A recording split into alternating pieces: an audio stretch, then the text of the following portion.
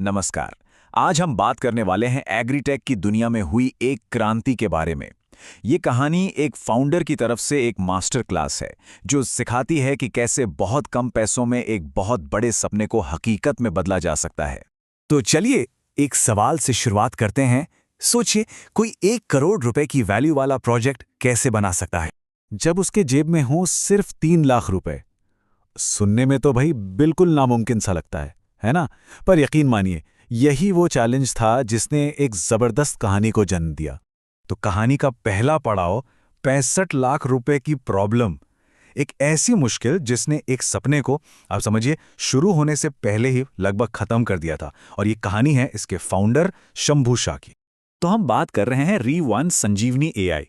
ये एक agritech startup है जिसका एक बहुत बड़ा सपना था भारत की जो मंडी व्यवस्था है उसमें जो गैप्स हैं, जो कमियां हैं, उनको दूर करना। मतलब एक ऐसा विजन जो किसानों और बाजार को सीधा जोड़ दे। लेकिन इस बड़े विजन को हकीकत में बदलने के लिए एक कीमत चुकानी थी। जब एक कॉर्पोरेट एजेंसी से बात की गई तो पता है उन्होंने कितना कोट किया? पूरे 65 लाख रुपए। मतलब एक ऐसी रकम जो किसी भी नए प्रोजेक्ट का गला वहीं घोट दे। अब सवाल यह है कि भाई इतनी बड़ी रकम मांगी क्यों गई? सीधा सा जवाब है, एजेंसी को लगा कि वो एक नॉन टेक क्लाइंट से डील कर रही है। मतलब उन्हें लगा कि फाउंडर को टेक्नोलॉजी की ज्यादा समझ नहीं है और उनसे आसानी से ज्यादा पैसे वसूले जा सकते हैं। और यहीं पर सोच का जमीन आसमान का फर्क साफ नजर आता है। देखिए, एक तरफ थी एजेंसी जो कह रही थी 65 लाख रुपए लगेंगे और करीब 160 दिन, और दूसरी तरफ थे फाउंडर जिनका विजन बिल्कुल क्लियर था। सिर्फ 3 लाख का बजट और 60 दिन के अंदर अंदर एक लीन एमवीपी तैयार करना।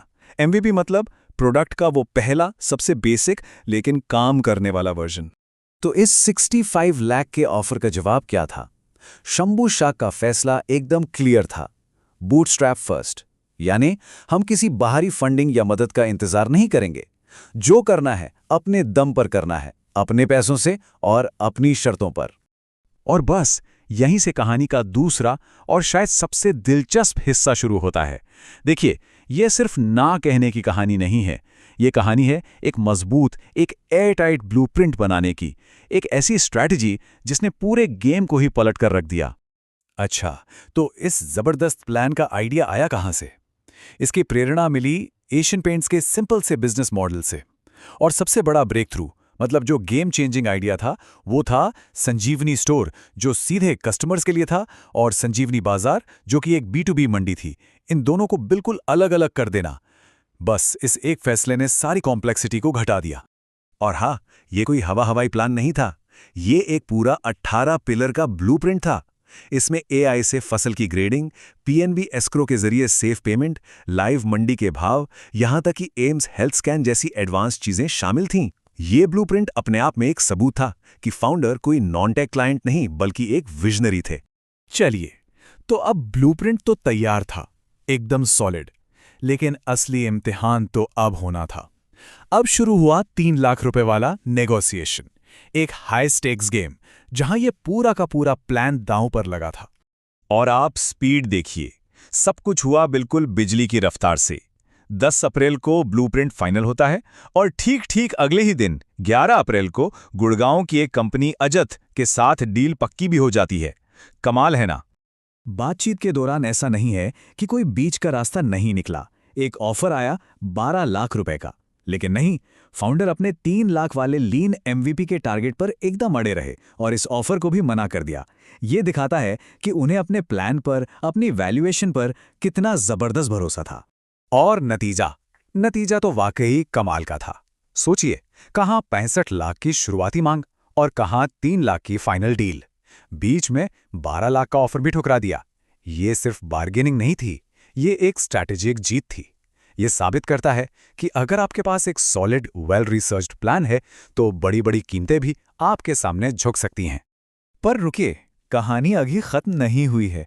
डील मिलना तो बस एक पड़ाव था। असली खेल तो अब शुरू हुआ। फाउंडर ने इसके बाद भी एक ऐसा दांव खेला जिससे नेगोशिएशन में उनका कंट्रोल हमेशा बना रहे। तो ये स्ट्रैटेजी क्या थी? इसके 3 सिंपल स्टेप्स थे। पहला, नोएडा, दिल्ली, चेन्नई कई वेंडर्स से NDA यानी नॉन डिस्क्लोजर एग्रीमेंट साइन करवाए। इससे क्या हुआ? एक कंपटीशन का माहौल बन गया। दूसरा, मुंबई के एक वेंडर के एनडीए में एक कमी निकाली, ये दिखाने के लिए कि उन्हें इस फील्ड की गहरी समझ है।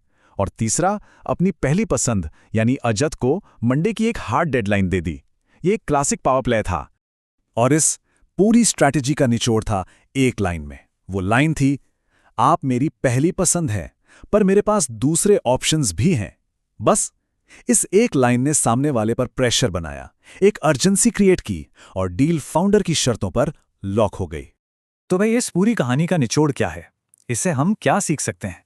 सीधी सी बात है, ये बूटस्ट्रैपिंग पर एक रियल लाइफ मास्टर क्लास है। अब ये बूटस्ट्रैपिंग होता क्या है? इसका मतलब है अपनी कंपनी को बिल्कुल जीरो से खड़ा करना, बिना किसी बाहरी इन्वेस्टर के पैसे के, सिर्फ अपनी सेविंग्स और जो शुरू में सेल से पैसा आता है उसी के दम पर। और शंभू शाह की ये पूरी जर्नी इसका एक परफेक्ट टेक्स्ट बुक एग्जाम्पल है। और ये एक्सपीरियंस सिर्फ एक कंपनी बनाने तक ही नहीं रुका। इसी जर्नी ने आगे चलकर री1 संजीवनी पाठशाला की नींव रखी। ये एक ऐसा इनिशिएटिव है जो दूसरे लोगों को सिखाता है कि बड़े सपनों को कम पैसों में स्मार्ट तरीके से कैसे हकीकत में बदला जा सकता है। और इस पूरी मास्टर क्लास का, इस पाठशाला का एक ही मूल मंत्र है, डिग्री नहीं, सिर्फ अनुभव। क्योंकि असली ज्ञान किताबों से नहीं बल्कि असल दुनिया में उतरकर, मुश्किलों से लड़कर ही मिलता है। तो जाते जाते ये कहानी एक सवाल हम सबके लिए छोड़ जाती है। अपने अपने फील्ड में सोचकर देखिए, ऐसी कौन सी सेट चीज है, ऐसा कौन सा महंगा या पुराना तरीका है जिसे एक बेहतर, एक स्मार्ट ब्लूप्रिंट के साथ चैलेंज किया जा सकता है। इस पर सोचेगा जरूर।